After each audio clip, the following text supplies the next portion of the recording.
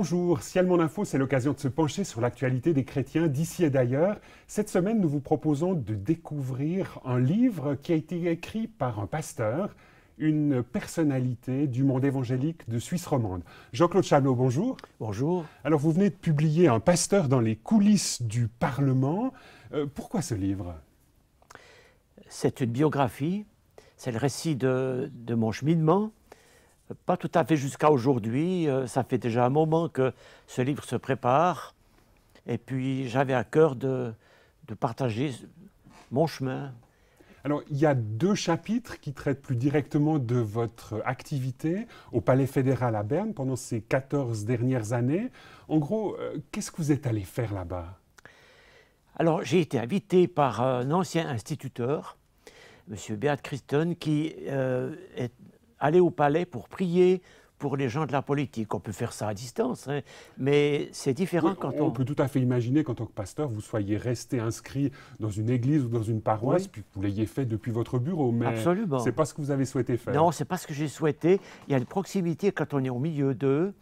Bien sûr, c'est un travail de longue haleine, donc on est présent, c'est surtout ça au départ. Mais comment est-ce que vous définiriez concrètement ce travail? Vous étiez aumônier des parlementaires, intercesseur, certains ont dit que vous étiez quelque part lobbyiste des évangéliques ou lobbyiste pour Jésus. Oui, définir, c'est pas facile. Sur ma carte de visite, j'ai marqué intercesseur permanent, ce qui ne veut pour eux rien dire du tout. Et puis, les gens m'ont appelé le pasteur du Palais fédéral. Ça, c'est un titre qui n'existe pas. Un pasteur sous la coupole fédérale, ça, on peut dire. Et puis, parmi les évangéliques, je suis au fond le premier qui a osé passer la porte au Palais fédéral comme visiteur régulier. Donc vous aviez une carte d'invité permanent qui vous était donnée par un parlementaire. Vous faisiez partie de cette fameuse catégorie de gens pas mal décriés quand même, qui s'appelle justement les lobbyistes. Oui, oui. Au début, j'étais d'ailleurs assez content qu'on m'appelle lobbyiste de Jésus, par exemple, mais j'ai déchanté par la suite parce que je trouvais qu'un lobbyiste, il investit et il attend un retour sur investissement. Donc il est intéressé, il peut représenter toute catégorie de la population. Et puis, il y a les lobbyistes de la pharma, les lobbyistes de l'agriculture et tout. Exactement. Et vous-même, finalement, vous ne vous conceviez pas comme un lobbyiste des églises évangéliques de Suisse? Non, j'ai été envoyé par aucune église, même pas la mienne, qui a cru que ce que je faisais était bien, mais c'était tellement nouveau. Ils se sont dit, il faut qu'on voit un petit peu pour qu'on sache où ça mène, si c'est positif, si c'est constructif ou pas. Donc, je me suis trouvé un jour dans un groupe de jeunes, agrandi parce que c'était une sorte de convention avec des jeunes. Et puis, c'était sur la côte vaudoise? Oui, tout à fait. Ils m'ont demandé qui c'est qui m'avait envoyé à Berne. Je dis personne. Au point de vue structurel, si on veut bien. Et puis, ils m'ont dit, mais ça, c'est pas juste. On veut bien le faire si vous êtes d'accord. Donc, ils m'ont dit, fous-toi au milieu et on va te bénir. Ce que j'ai fait. Ils étaient assez crus dans leurs propos? Oui, tout à fait. Ça ne m'a pas choqué. Et puis, ils m'ont béni, ce qui fait que j'ai pu dire au palais que je n'étais pas envoyé par une église. C'est très important pour eux, parce qu'ils pensent toujours au prosélytisme dans le mauvais sens du mot. Et puis, j'ai été gardé de ce côté-là. Lobbyiste, non plus, je ne suis pas. J'ai une influence, forcément. Alors, on dit, tu es lobbyiste parce que tu as une influence, mais pas dans le sens de chercher un rendement qui revient en retour. Concrètement, qu'est-ce que vous avez fait pendant toutes ces sessions parlementaires où vous avez été constamment présent dans la salle des pas perdus ou ailleurs au Palais fédéral à Berne? Alors j'étais dans les salles des pas perdus, dans les salles de travail, dans les corridors, quelquefois dans les salles de séance, parmi le public. Et puis j'étais présent et je priais. J'ai appris avec des amis catholiques la prière intérieure. On ne peut pas prier à haute voix au Palais fédéral, donc mes pensées se sont peu à peu remplies de prières pour ces gens qui travaillent là, pour le personnel aussi, donc conseillers fédéraux, conseillers nationaux, conseillers aux États et le personnel fédéral. Il y a plus de 30 000 personnes, ça fait un grand nombre de personnes. J'ai prié pour eux simplement en étant présent. Mais ça paraît, aux yeux de monsieur et madame tout le monde aujourd'hui, que quelqu'un au sein d'un monde hyperactif, comme peut l'être un parlement d'une nation comme la Suisse, ça paraît complètement saugrenu d'avoir quelqu'un qui est là et qui prie. C'est un peu à rebours du bon sens. Oui, tout à fait. Un parlementaire de la gauche a été interviewé. Ils ont fait un film qui a passé à la télévision officielle. Et puis, ils ont voulu l'interviewer pour qu'il parle de manière un petit peu négative. Et lui, il a dit, mais il a un courage formidable de venir au palais et puis de prier pour nous. D'autres ont pensé, donc je ne fais rien. Si je prie, et je suis simplement là, je ne fais rien. On pourrait presque penser que vous êtes une sorte de parasite, ou que vous l'avez été, dans un lieu où il se passait tant de choses, et que finalement, vous auriez peut-être eu meilleur temps de travailler plus en tant que personne qui essaye d'influencer la vie politique fédérale. Oui, on pourrait le penser, d'autant plus qu'il y a un signal sonore qui est différent au Conseil national, au Conseil des États, qui retentit par moments, c'est un vote qui s'annonce. Et là, quand ils sont dans les pas perdus ou dans une salle de travail, ils se lèvent et ils courent. Donc moi, j'étais au chemin, là. Donc je me dis, qu'est-ce que tu fais là? Je me suis posé la question. Et puis, je l'ai aussi posé au Seigneur, à Dieu, dans ma prière. Et lui, la seule réponse qui m'est donnée, c'est celle-ci, aime-les comme moi je les aime. Alors, je me rappelle avoir prié cette prière, Seigneur, si tu les aimes, je n'étais pas tout à fait sûr, si tu les aimes, eh bien, donne-moi ton amour pour eux. Et puis ça a été le point de départ. Parce que Et qu'est-ce que ça a changé dans votre ça a changé que appréciation de ces parlementaires? Ils m'ont repéré, on s'est salué, et puis après c'est un travail de fourmi. Hein. Ça veut dire qu'on se salue un petit peu plus, il fait beau aujourd'hui, etc., il pleut, c'est dommage. Et puis après, petit à petit, mais qui vous êtes vraiment? Qui vous représentez? Alors je dis, je ne représente personne au fond, et puis je suis simplement un chrétien, un pasteur, et puis je prie pour vous. Et j'étais étonné de leur ouverture. Mais au début, ça a été quand même un peu difficile. À un moment donné, vous vous êtes demandé ce que vous faisiez là. Absolument. Absolument. Et puis, c'est petit à petit que sont construites des relations, et ces relations sont allées jusqu'à l'amitié, jusqu'au tutoiement. Alors après ces dernières années, c'est assez drôle parce que je ne me rappelle plus ceux que je tutoie, donc finalement je tutoie tout le monde. Eux, entre eux, se tutoient, y compris avec les conseillers fédéraux, pas au micro, mais entre eux. Donc je fais de même, je les tutoie aussi. J'ai un petit peu de peine au début hein, de dire un conseiller fédéral qui me dit tu vas bien aujourd'hui? Oui, et toi? J'avais de la peine à le sortir, mais enfin je suis arrivé quand même, c'est assez sympathique. Pour caractériser votre engagement pendant ces 14 années, vous parlez des 3 S, un peu en référence à l'Armée du Salut, à son slogan « Soupe, savon, salut ». Vous dites saluer, sourire et servir. Oui.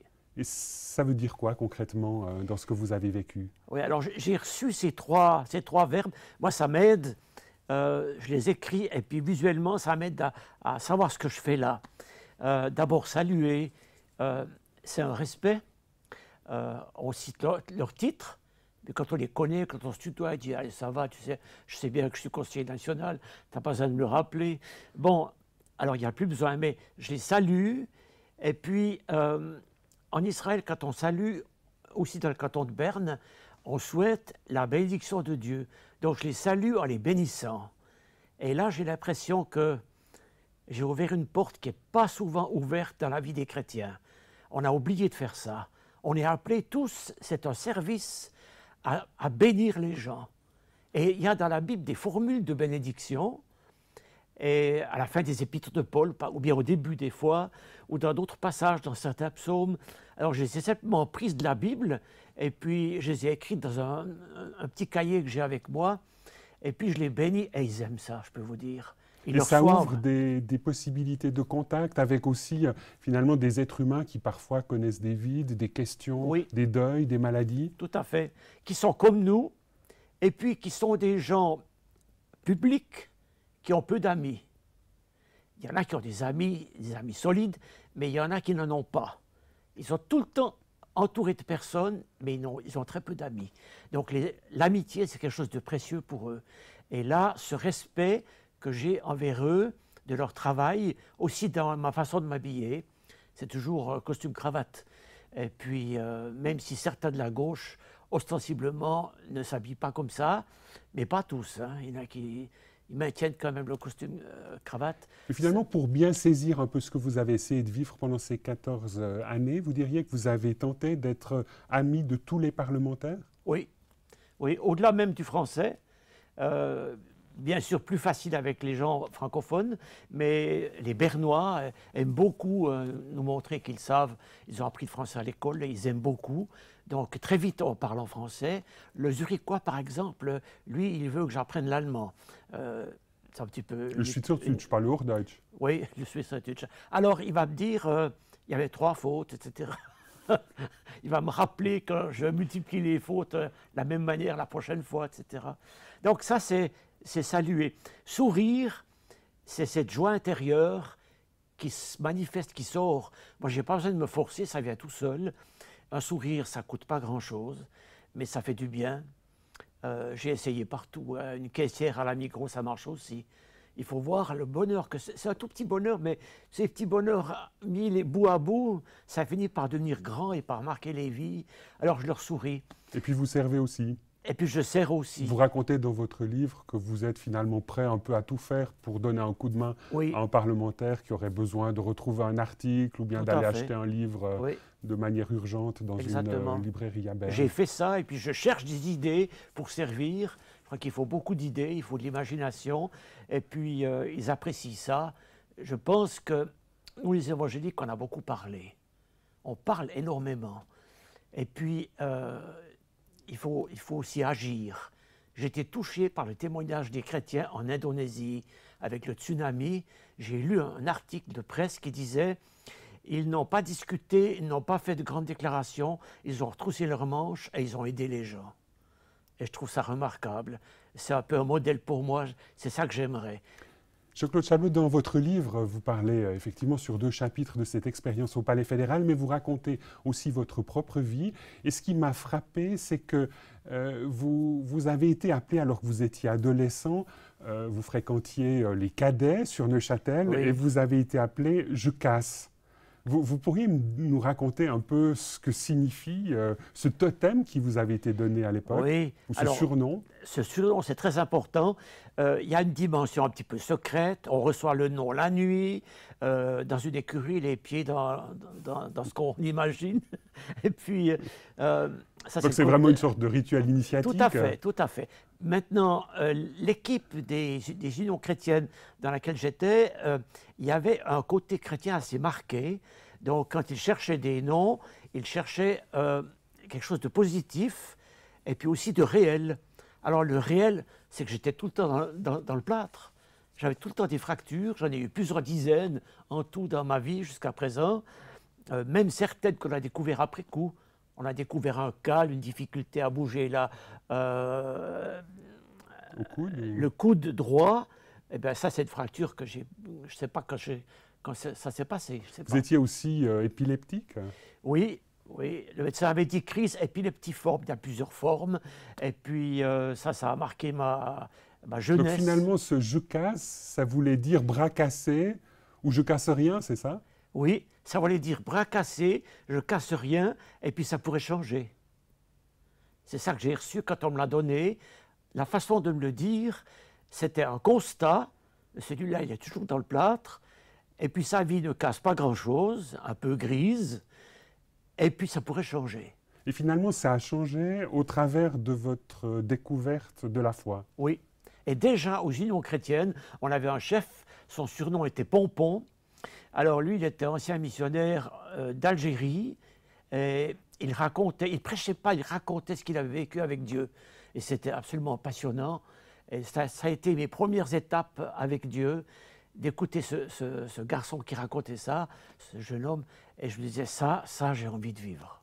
Et vous diriez, finalement, c'est un peu, quelque part, ce qu'on peut comprendre ou retenir de votre livre, que finalement, une vie avec Dieu change les choses, change la vie. Oui. Oui, tout à fait. Et si cette vie est un peu grise, un peu terne, où il ne se passe pas grand-chose, quand on est tout le temps malade, tout le temps avec des bras cassés, des jambes cassées, dans les hôpitaux, c'est blanc au début, mais ça devient gris après. C'est-à-dire que ça ne change pas, c'est terne, ça n'a pas beaucoup de sens. On se demande quel sens ça a. Et Jésus m'a vraiment donné une identité. Il m'a permis de me découvrir moi-même. En me découvrant moi-même, découvrir les autres. Tout ça au travers de la découverte de Dieu. C'est venu comme ça. Et ça a donné des couleurs à ma vie, vraiment. Jean-Claude Chablot, merci beaucoup de nous avoir rejoints sur ce plateau de Ciel Mon Info. Je rappelle que vous venez de publier avec Joël Raymond Un pasteur dans les coulisses du Parlement. C'est un livre qui est publié aux éditions Première Partie. Madame, Monsieur, nous espérons que cette émission vous aura intéressé. Au revoir et à bientôt.